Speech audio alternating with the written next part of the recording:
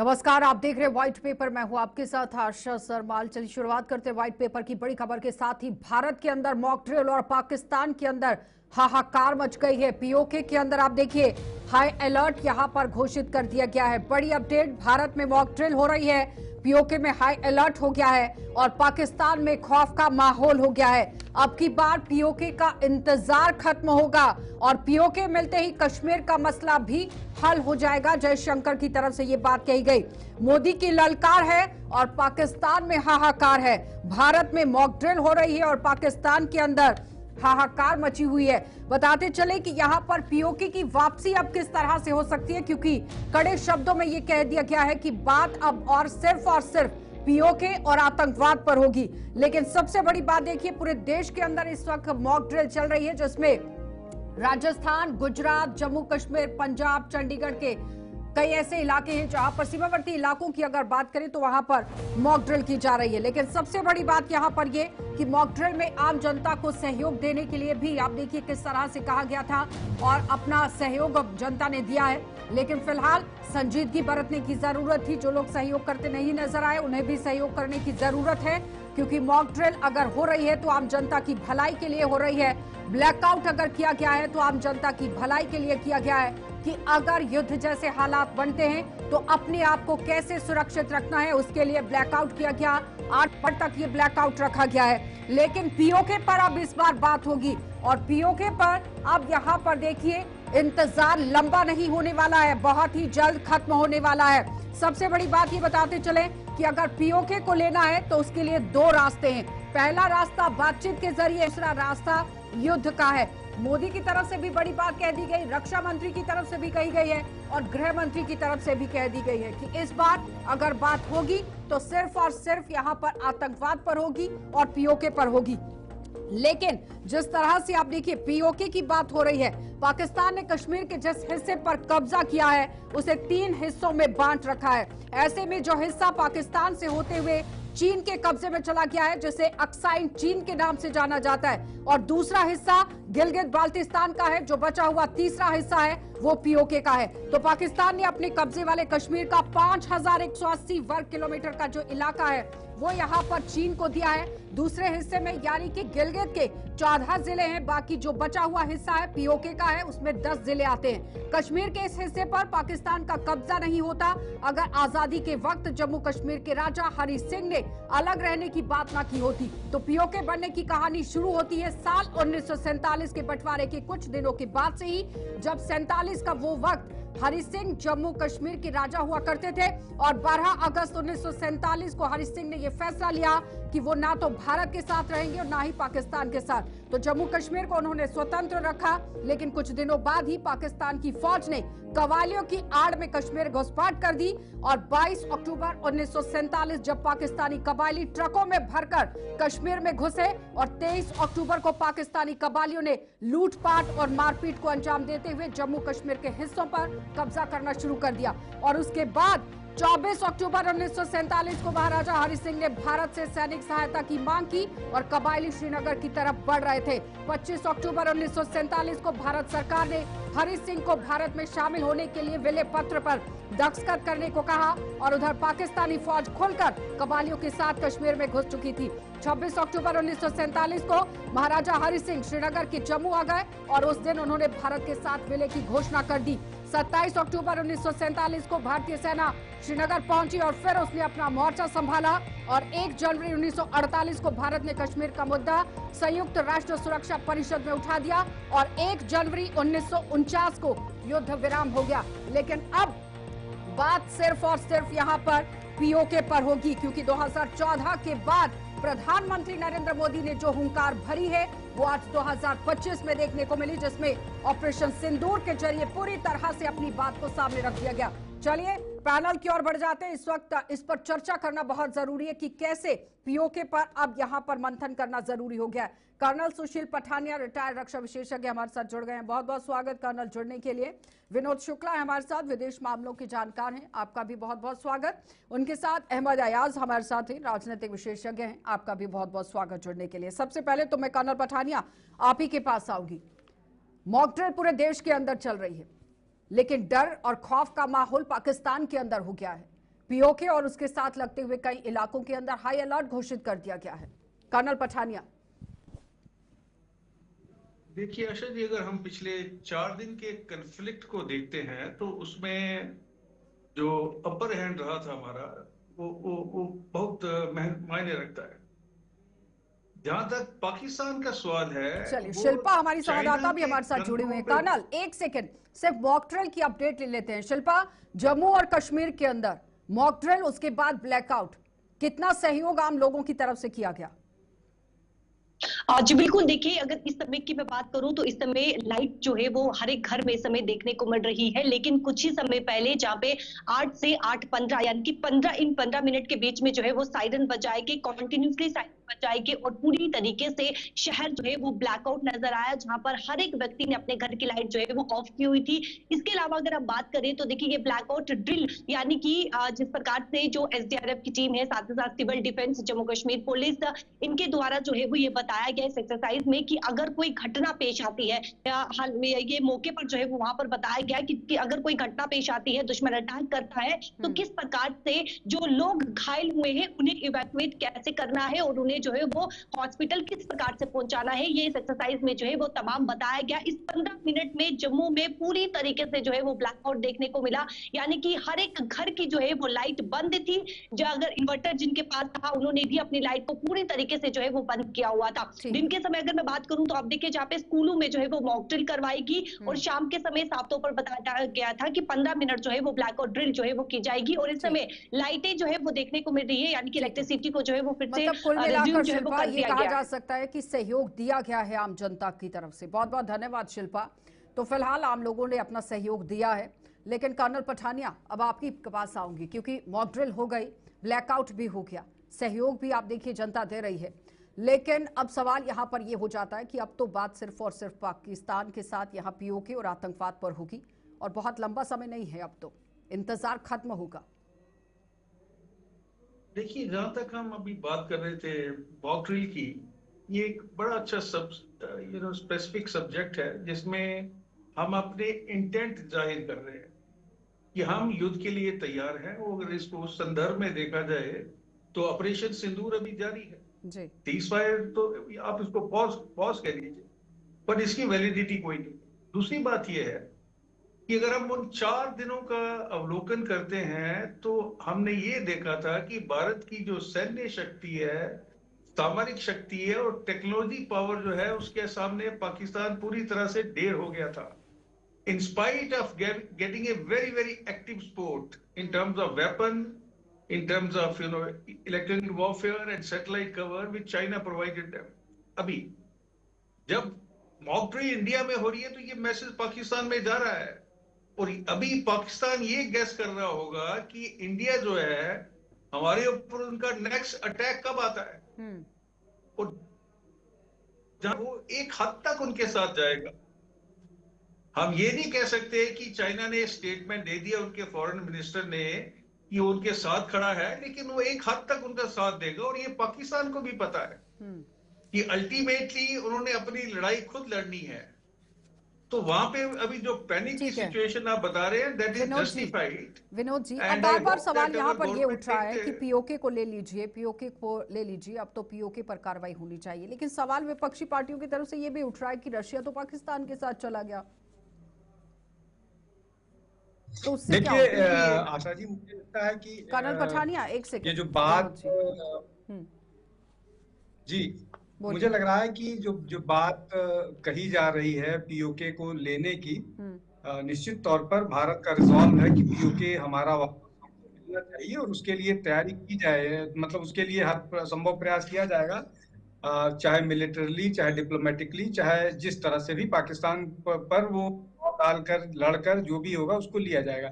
लेकिन इससे जुड़ा हुआ जो आपका जो दूसरा प्रश्न था कि विपक्ष या बाकी जो लोग ये बात कर रहे हैं उसको लेकर के कि चाइना उनकी रशिया उनकी मदद कर रहा है, अब आप ये सोचिए कि जब से वॉर शुरू हुआ है तब से झूठ बोलने की एक लंबी फेहरिस्त है। मैं 4-5 चीज आपको अभी गिना देता हूं, उसके बाद बात करते हैं। सर्जिकल स्ट्राइक पर एक बात हुई कि कांग्रेस के जमाने में भी 6 सर्जिकल स्ट्राइक हुई, उस पर डीजीएमओ का जवाब आ गया।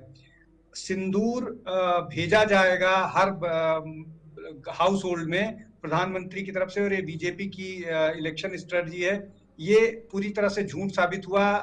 विपक्ष ने या कह लीजिए कांग्रेस ने एक किसी अखबार की रिपोर्ट को उठा लिया।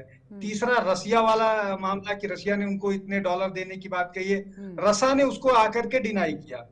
चौथा राफेल को लेकर के भी चल रहा है कि कितने राफेल गिरे, और इस बात में कांग्रेस का सबसे ज्यादा इंटरेस्ट है कि भारत को कितने राफेल का नुकसान हुआ।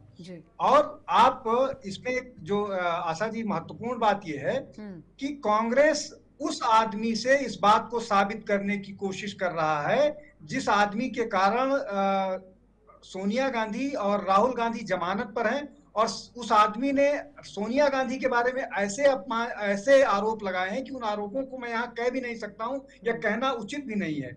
अब आप सोचिए कांग्रेस कितना डेस्परेट है कि सुब्रमण्यम स्वामी की मदद ले रही है अपने आप। कांग्रेस बहुत डेस्परेट लग रही है, समझ नहीं आ रहा है कि किस तरह की बयानबाजी हो रही है। आपको देश को हित पे रखते हुए बयानबाजी करने की जरूरत है कि नहीं? अहमद अयाज जी। नहीं, ये सही बात है कि भाई जब भी देश को लेकर बात करने की बात आएगी तब तो एकजुट होकर ही बात होती है। और वो भी देखा गया है कि जब भी कोई ऐसी बात आई, इसके बावजूद कि हमारी डिफरेंट पॉलिटिकल आइडियोलॉजीज, सोच, पोजीशन, गवर्नमेंट, सारा ये मामला लेकर ये पास्ट में भी हुआ है, आज भी। अभी हमने रिसेंटली देखा जब ऑपरेशन सिंदूर की बात आई पहलगाम के वाक़े के बाद, तो हर एक एकजुट खड़ा हो गया। तो उसमें कोई ये नहीं है कि कोई दो राय बनती है उस स्टेज पर। तब तक तो हम एक दूसरे के अपोजिशन में बातें करते रहते हैं, किसी की मुखालफत करते हैं, किसी को पूछते हैं। असुद्दीन ओवैसी भी तो डेलीगेट्स का एक पार्ट बनकर फौरन पहुंचे हैं। अगर वो देश के अंदर होते तो वक्फ बिल को लेकर बेबाकी से बोलते, लेकिन वो अपना अंतर्राष्ट्रीय पटल पर जाकर भारत का पक्ष रख रहे हैं। तो कांग्रेस की मानसिकता समझ में नहीं आ रही है। रुकेंगे एक छोटे से ब्रेक।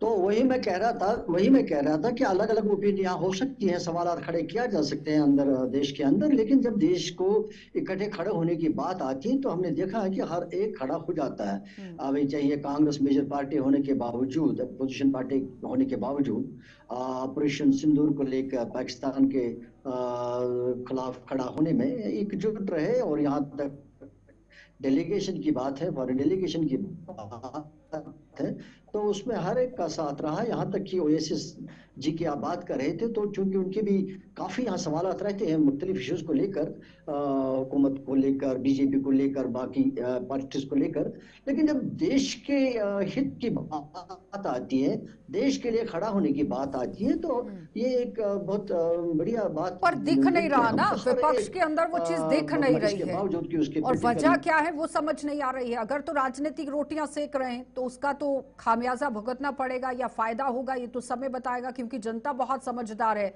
विनोद जी, इस समय पर राजनीति को चलिए छोड़ दीजिए, अभी बात नहीं करते हैं, लेकिन पीओके को लेकर जिस तरह से बात हो रही है कि अब लंबा इंतजार नहीं है, अब इंतजार खत्म होगा।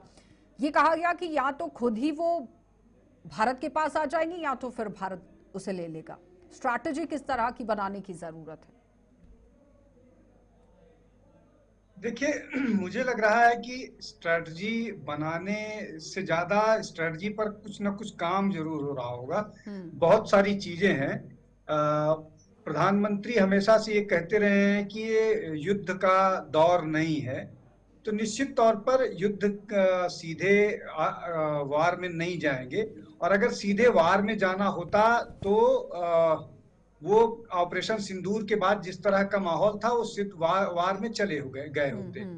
मुझे लग रहा है कि भारत की एक दूसरी रणनीति होगी, जो बात राजनाथ सिंह की बात से निकल करके आ रही है, कि वो उनको इतना फोर्स कर देंगे कि आप उस इलाके को छोड़ के जाएं, या वहां के लोग इस तरह का माहौल पैदा कर देंगे कि जाए। उसका कारण मैं आपको बताता हूं। देखिए, बहुत सारे लोग ये आलोचना, विशेष रूप से अपोजिशन ये कर रहा है कि भारत के पास मौका था ऑपरेशन सिंदूर के दौरान कि वो इसको छीन लेता, झपट लेता।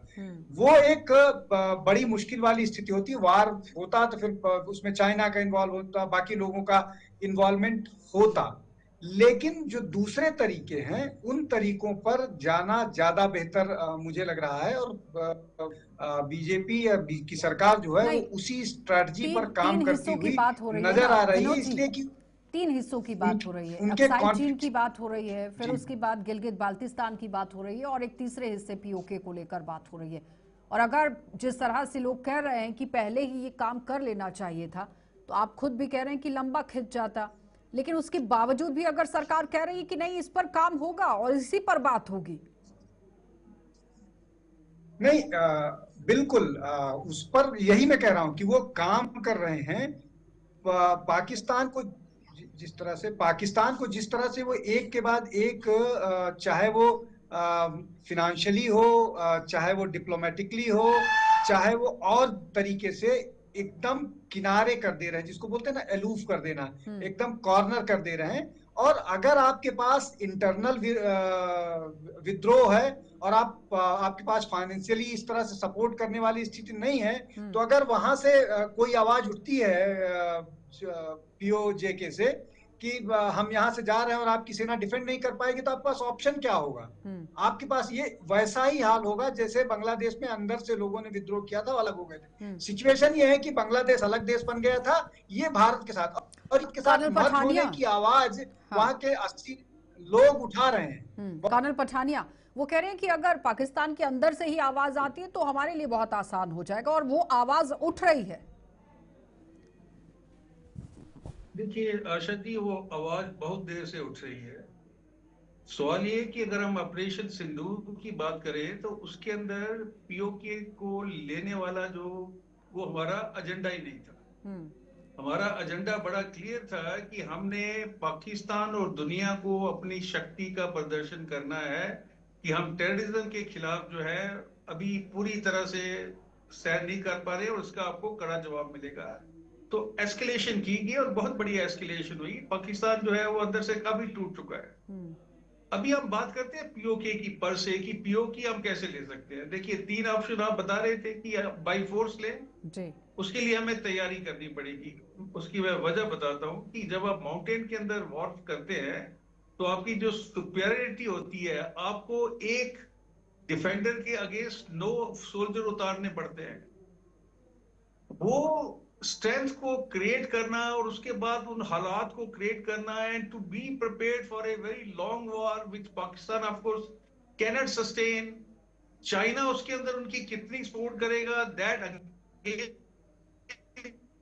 We have to factor. आपने ये भी देखा होगा कि इस समय जब ये हमारा कन्फ्लिक्ट चल रहा था तो चाइना ने अरुणाचल प्रदेश में 15-16 जो गांव और सिटी उनके नाम बदल दिए। तो चाइना तो चुप बैठने वाला नहीं है। And China is making all those efforts by which he can destabilize us, economically fleece us and empower Pakistan। जो बता रहे थे, देखिए एक मॉडल हमारे पास है। बांग्लादेश के अंदर क्या हुआ था, मुक्ति वाहिनी जो है वो बनी थी वहां की, बट उस मुक्ति वाहिनी में हमारा कितना रोल था ये भी हम सबको पता है। सो कल को अगर ऐसी सिचुएशन आ जाती हम बगैर वो हमें सपोर्ट करने को तैयार हैं। उनको लगता है कि उनको बचाने के लिए कोई कटिबद्ध है, कोई आगे आ रहा है, so then the situation will be different. लेकिन अगर हम ये सोचें कि वो अपने घर बार छोड़ के और यहाँ पे हमारे साथ आके मिल जाएंगे, वैसा नहीं होने वाला है। मैंने भी राजनाथ सिंह के जो विचार थे वो सुने थे, विचार अच्छे हैं। उन्होंने महाराणा प्रताप को भी कोट किया था कि शक्ति सिंह जब उनको छोड़ के चला गया था तो उसने कहा जी मेरे पास आएगा। लेकिन वो सिचुएशन यहाँ नहीं है कि ये लोग हमें छोड़ा नहीं है, हमने इन लोगों को छोड़ा था 47-48 के अंदर जब हमारे ऑपरेशन जो है वो सीज करा दिए गए थे नेहरू जी के द्वारा। तो वहां से ये शुरुआत हुई है जी। और ये एक सिस्टमेटिक और लंबा प्रोसेस है। इसके अंदर टाइम लगेगा, इसके अंदर आपको वर्ड ओपिनियन तैयार करनी पड़ेगी, इसके अंदर आपको अपने दोस्त लेने पड़ेंगे जो आपके साथ खड़े हों।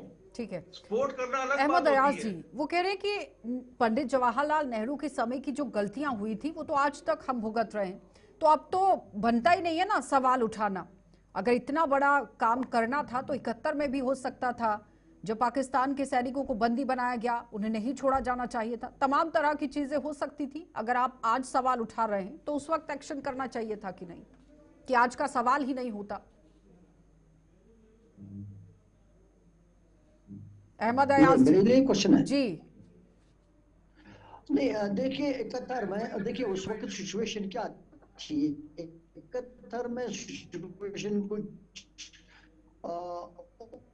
और थी, और उस वक्त वो जो लीडरशिप थी वो बेहतर जान सा कि महाराजा हरि सिंह इस पोजीशन में नहीं था डिसाइड करने में कि मैं कहाँ जाऊं। लेकिन अल्टीमेटली जब पाकिस्तान की तरफ से कबायली रेड हो गया तो मजबूर हो गया कि भाई मुझे मिलिट्री असिस्टेंस लेना पड़ेगा इंडिया से।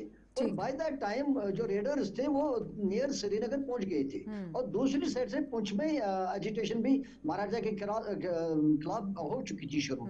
तो इसलिए ये कहना बड़ा मुश्किल है कि उनको क्या करना चाहता है। आई थिंक ये मानना पड़ेगा कि उस वक्त जो भी नहीं, वो लीडरशिप तो पूरी कहानी मैंने इंट्रो में बता दी कि कब कब क्या क्या हुआ और कैसे हो गया, फिर आज की क्या। लेकिन अब देखना पड़ेगा। अब देखना यह है कि आज की सिचुएशन में क्या पीओके को जंग के जरिए हासिल किया जा सकता है या बातचीत के जरिए। देखिए जहां तक मेरा बहुत बहुत धन्यवाद अहमद अयाज जी जुड़ने के लिए, और पठानिया जी आपका भी धन्यवाद, विनोद जी आपका भी धन्यवाद। तो वो कह रहे हैं कि अब देखना बहुत अहम रहेगा कि पीओके को जंग के साथ यहाँ पर लेना होगा या फिर बातचीत के साथ लेना होगा। लेकिन सरकार और प्रधानमंत्री की अगर बात करें तो उन्होंने दो टूक जवाब जरूर दे दिया है कि पाकिस्तान के साथ अगर बातचीत होगी तो आतंकवाद पर होगी और पीओके पर होगी। आप देखते रहिए कार्यक्रम।